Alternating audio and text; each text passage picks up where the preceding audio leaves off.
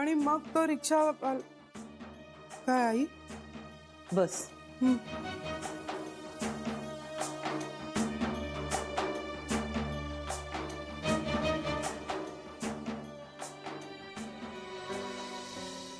नाही आई, मी मी तुमच्या समोर अशी नाही बसू शकत.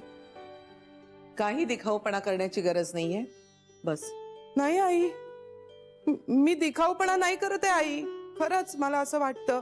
म्हणजे मला असं आज नाही वाटत, मला असं नेहमीच वाटतं. मनापासून वाटतं की खरंच माझी लायकी नाहीये. आई तुम्ही खूप मोठ्या आहात आणि मी ना तुमचा आदर करते. मी तुमचा आदर करते कारण तुमचं सगळं बरोबर असतं आणि म्हणून तुम्ही जे सांगाल ते ऐकायला मी तयार आहे. आई तुम्ही ना आता असं माझा प्राण जरी मागितलात ना तरी मी द्यायला तयार आहे आई. तुम्ही फक्त सांगा.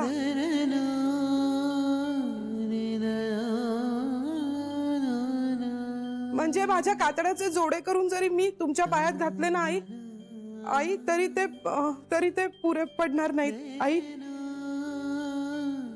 म्हणून मी म्हणते की तुम्ही खूप मोठे आहात. तुमच्या समोर बसायची माझी खरंच लायकी नाहीये.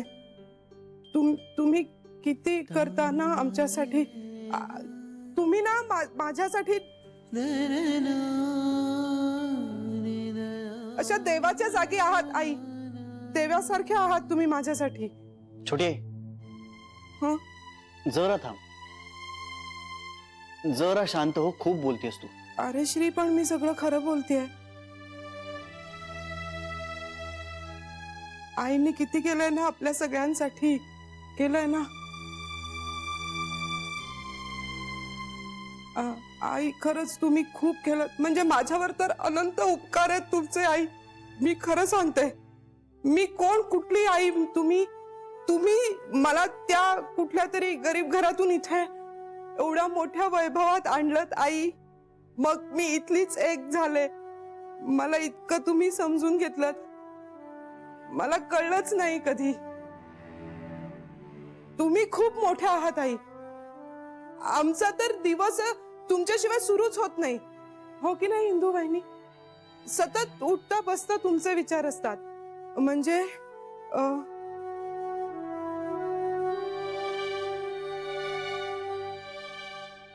आई आम्ही चहा पण पित नाही तुमच्याशिवाय, तुमचा विचार केल्याशिवाय. हो ना सरू? खरंच आई तुम्ही खूप केलंत आमच्यासाठी. आम्ही तर घरबशा आहोत ना आई. तुम्ही एवढा मोठा गोखले गृह उद्योग सांभाळता, एवढं घर चालवता आई. तुम्ही किती करता. आमची काहीच कुवत नाहीये आई. खरं सांगते, आमची कुवत नाहीये. आम्हाला नाही जमणार कुणालाच.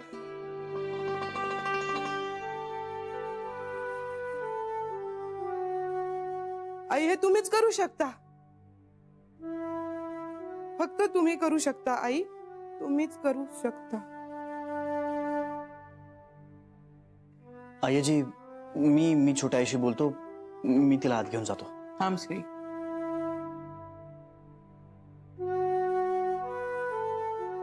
इतरांनाही कळू दे माझ्याबद्दल तिला काय वाटतंय ते. खूप प्रेम वाटतं.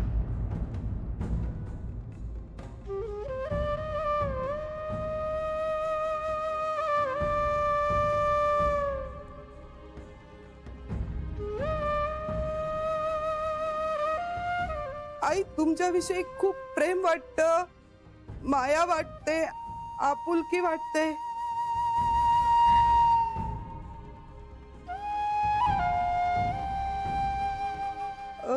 आदर वाटतो आई. आणि कधी कधी थोडी भीती पण वाटते. पण प्रेम वाटतं आई.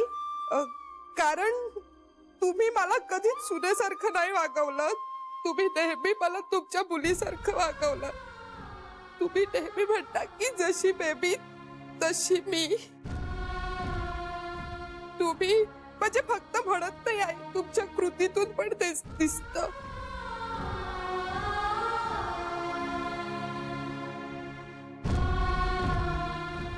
मग हीच अपेक्षा मी तुझ्याकडून केली तर माझं काही चुकलं? करा आई, तुम्ही खरंच अपेक्षा करा. तुम्ही सांगा मला तुमच्या काय अपेक्षा आहेत. आई, मी सगळ्या पूर्ण करेन. सांगा तुम्ही आई, तुम्ही सांगा मी काय करू तुमच्यासाठी. माझ्यासाठी नाही शरयू, तुझ्यासाठी. तुझ्यासाठी एक गोष्ट करायला सांगितली होती मी.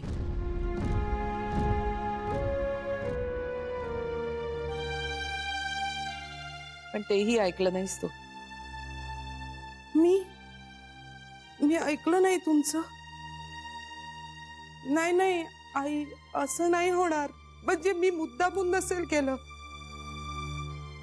हा आई, मी ते विसरते ना, तर तशी विसरले असे नाही, कदाचित मुद्दामून नाही केलं. विसराळू माणसाला संशयाचा फायदा मिळत असतो,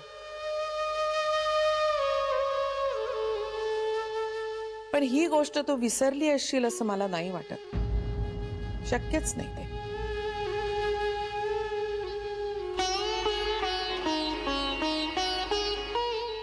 कुठली गोष्ट आई, सांगा ना.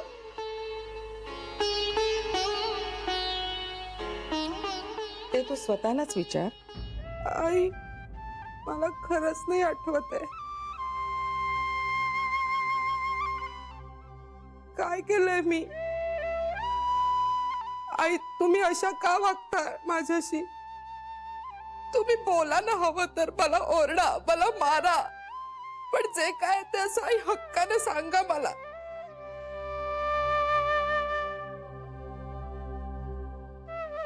हक्कानं नाही, प्रेमानं, काळजीनं सांगितलं होतं तुला. मग का अशी? आई, खरंच मी असं कधीच नाही करणार. मी तुम्ही सांगितलेलं सगळं ऐकेन आई. आई, खरं तर ना मी माझ्या मनापेक्षा तुमच्या मनाचं जास्त ऐकते, ह्याची शपथ. कारण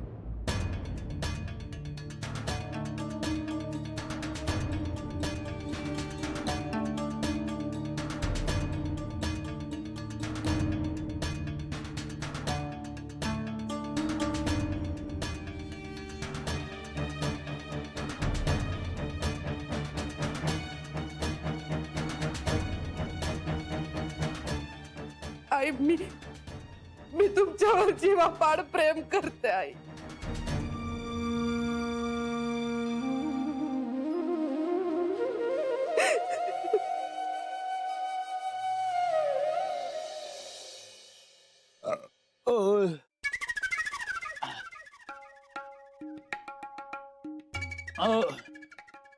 ए, पोरं पाणी आहे का रे? नाही शेंगदाणे देऊ. ए, जा लवकर पाणी घेऊन ये. जळजळते, कसं तरीच होतंय, त्रास होते. जरा पाणी पाणी आण जा. तुम्ही जाणा. ए, आगाऊपणा करू नको. जा लवकर पाणी आण. जीव नुसता वर खाली होतोय.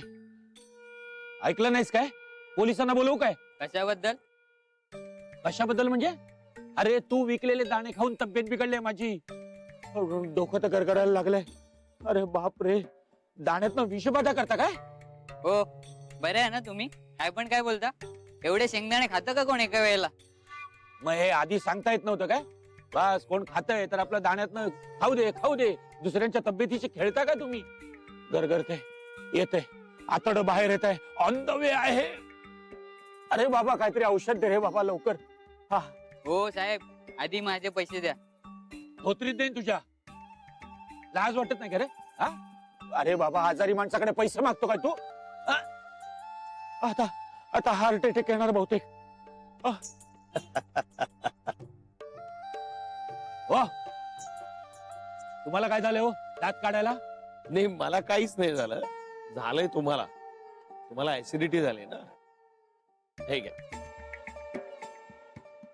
हे घ्या पाणी.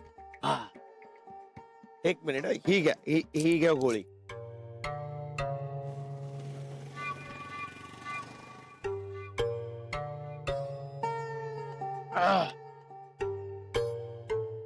पाहुणे, थँक्यू. खूप जास्त दाणे खाल्ले तुम्ही, अतिरेक केला. काय नाही, अतिरेकच. अतिरेक हा वाईटच. तरी मी सांगत होतो त्या पोऱ्याला दाणे देऊ नको देऊ नको, ऐकतच नाही. हो काय पण काय बोलता हो? मी चांगल्याच सांगत होतो. पैसे द्या माझे. पैसे? माझ्याकडे पैसे मागतोस? हा? हे बघ बाहेरून आलेले पाहुणे आपलं शहर स्वच्छ करतायत. उचल ते कागद. अहो, पण तुम्ही खाल्ले ना शेंगदाणे, तुम्ही टाकले कागद. जास्त बोलू नकोस, माझ्या तोंडाला लागू नकोस. आधी उचल ते कागद. देतो मी तुला पैसे. उचल.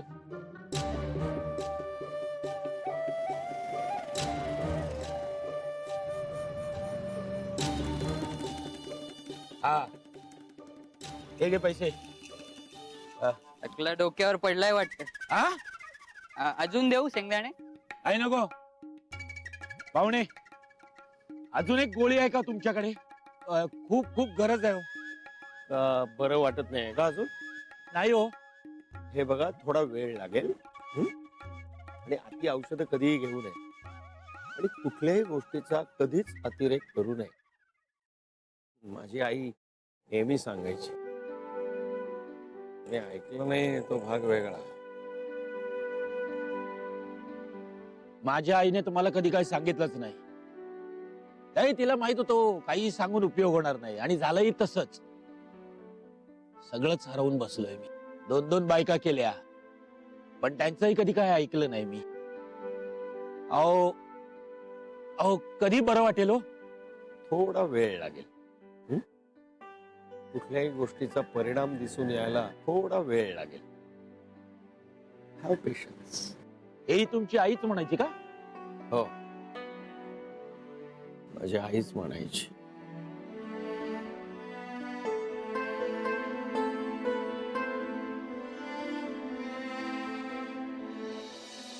शरयू, हं. तू लक्ष्मीकांतला भेटतेस हे आम्हाला कळलंय.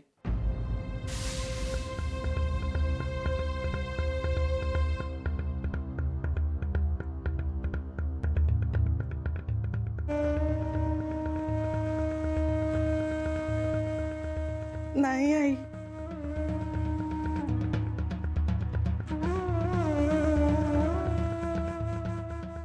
शरयू, आईजी.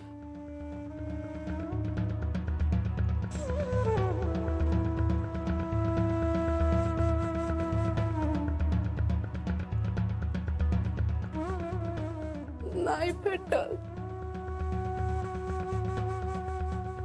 तू सांग ना त्यांना नाही भेटत म्हणून. श्री, तू सांग ना सगळ्यांना की मी नाही भेटत.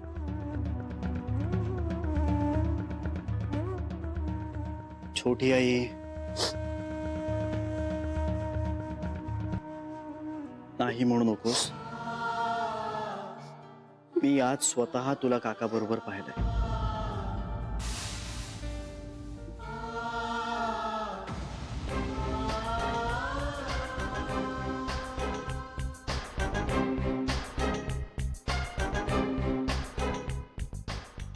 हे बघ, इथे असलेल्यांपैकी कोणीही तुझ्यावर चिडलेलं नाहीये. तुला कुठल्याही प्रकारचा जाबही विचारणार नाहीये. फक्त आम्हाला तुझी काळजी वाटते. छोटी आई, जे एकदा घडून गेलंय ना ते पुन्हा घडायला नकोय. तुला त्या पुन्हा भयानक अवस्थेतून जायला लागू नये इतकंच वाटतंय मला. हा, पटतंय का तुला हे? छोटी आई, तू बोल ना. तू बोलायला हवंयस आम्हाला.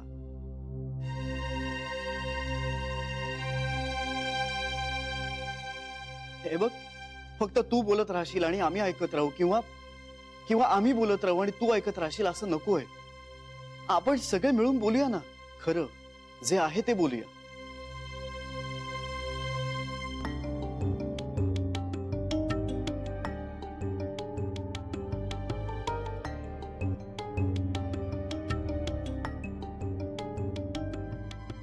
हो आई, मी ह्यांना भेटते.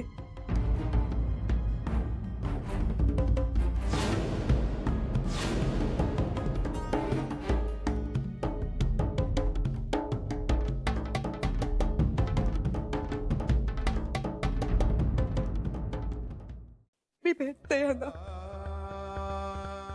श्री, यांना फार गरज आहे रे आपली. खरंच खूप गरज आहे. आपण सगळे इथे असे एकत्र आनंदाने हसत खेळत राहत असतो. ते किती काळ आणखीन असे एकटे राहणार आहेत. श्री, त्याला खूप गरज आहे आपली. ही त्याची गरज आहे शरयू, आणि गरज भागवणारी यंत्र आहोत आपण त्याच्यासाठी. गरज संपली की दूर लोटेल तो तुला. नाही आई, आई खरंच असे नाहीयेत हे. किती वर्ष ओळखतेस तू त्याला?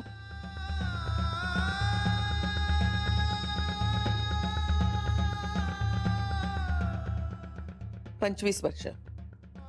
मी त्याला 47 वर्ष ओळखतेय. तो स्वतःला ओळखत नाही इतकी ओळखते मी त्याला. आई पण आता ना हे खरंच खूप बदललेत. यापूर्वी कितीतरी वेळा ऐकलेस तू हे. प्रत्येक भांडणानंतर, प्रत्येक तमाशानंतर 2 दिवसांनी शुद्ध आली की तो हेच सांगायचा की मी बदललोय. ऐकलंयस ना तू? हा विश्वास ठेवतेस त्याच्यावर. शरयू, तू भोळी आहेस. पटकन विश्वास ठेवतेस समोरच्यावर. त्याचाच गैरफायदा घेतोय तो.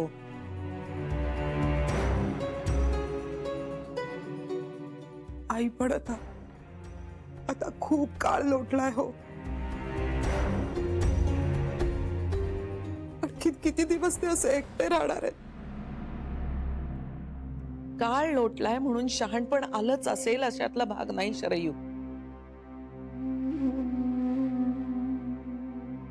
जर तो शहाणा झाला असता तर माझ्या इच्छेविरुद्ध तो तुला भेटलाच नसता. त्यामुळे तो बदललाय या संभ्रमात तू आणि मी राहायला नकोय. तेव्हा ही चूक पुन्हा करू नकोस. परत असं होणार नाही याची खबरदारी तूच घ्यायला पाहिजेस. आई, असं नका ना म्हणू आई.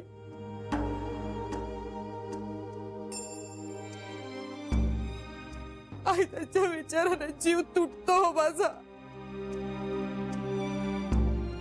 तुझ्या भावना मला कळत नाही असं नाही शरयू,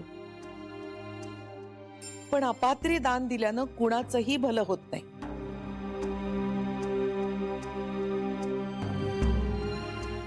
त्यामुळे यापुढे तू लक्ष्मीकांतला भेटायचं नाहीस.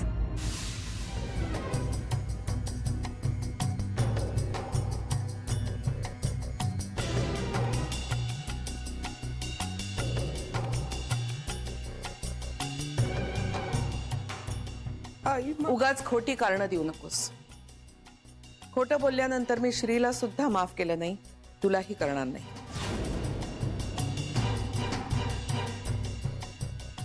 यापुढे मला न विचारता घराबाहेर पडायचं नाही.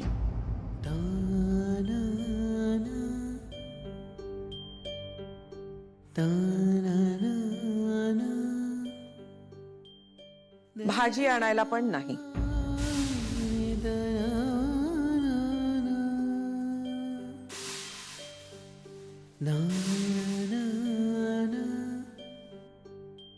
आणि माझ्या परवानगीशिवाय घराबाहेर पडलीस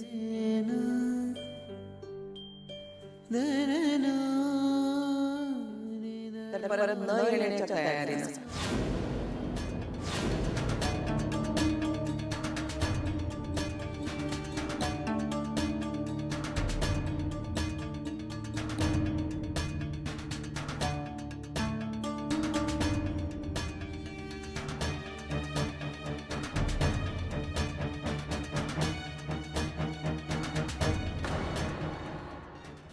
आई, आई, असं नका ना करू आई. आई, असं नका ना करू. आई प्लीज, आई ऐका ना माझं. आई, आई जाऊ दे ना, जाऊ दे ना.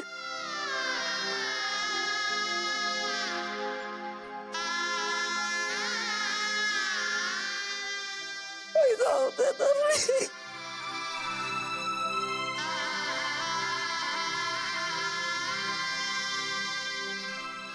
मला जाऊ दे.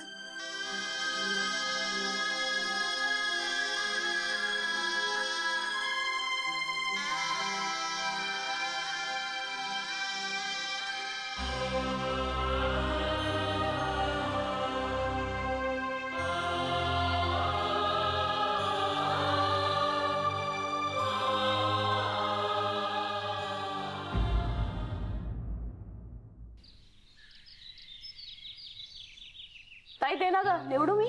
बस ग जरा. हे पण काही म्हणा, काल मात्र मला पुन्हा एकदा आईचं कौतुक वाटलं. मलाही.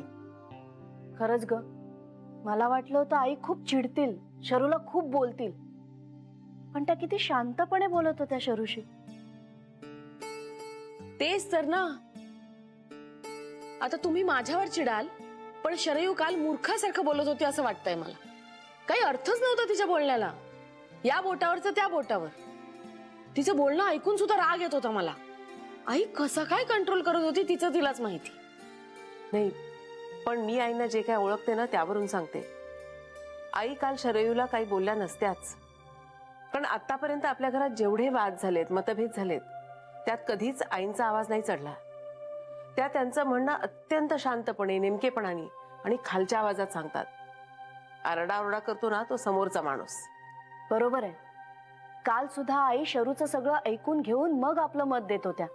तुम्हाला पटलं का ग शरयूचं म्हणणं?